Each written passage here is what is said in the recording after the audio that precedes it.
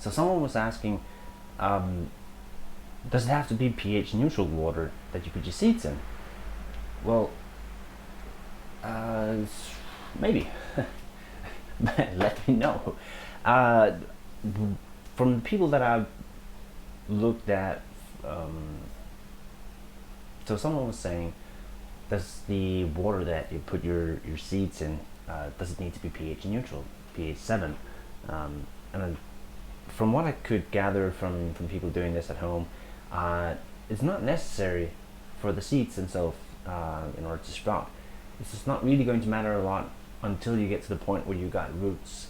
Once you get to the root system, in order to avoid what's called nutrient lockout, you don't have to worry too much about it. Once you get to the point where you have the roots and you need to aerate the roots, etc., you want to add nutrients to encourage the root growth. That's the point where you want to make sure that the water that you're using is somewhere between pH 5.8 to pH 6.6 or something like that, with the nutrients in. So for now, all I've really done is just added normal tap water.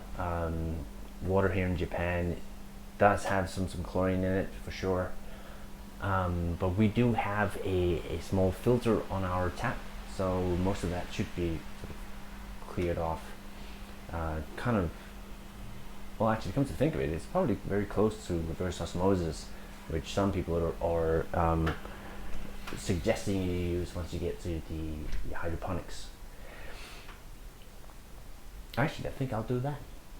So our filter will basically remove 99.99 something percent of all bacteria, fungi, chlorine, all that sort of stuff from the tap water.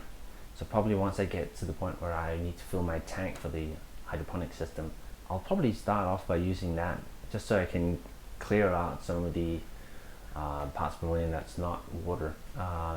Give me a sort of baseline to start with, and then I'll add my nutrients. That's a good idea, people. Yeah, so more on that later. But for now, pH neutral water shouldn't be an issue to get the seeds started. So I will leave this, and as soon as we get a little bit more sun, like I mentioned before, it's raining outside now. Once we get some sun, I'll put this out where it gets a little bit more heat, not in the sun. We don't want to encourage, fungal growth or bacteria or anything like that more than we already are in this humidity, but we're going to add a little bit more warm conditions to this to make sure that we get the inside more humid when it starts evaporating. So more on this later. Any questions, comments, you know where to put them down below, and please like and subscribe if you want to see how this turns out. Again, watch me make the mistakes so you don't have to. I'll catch you later.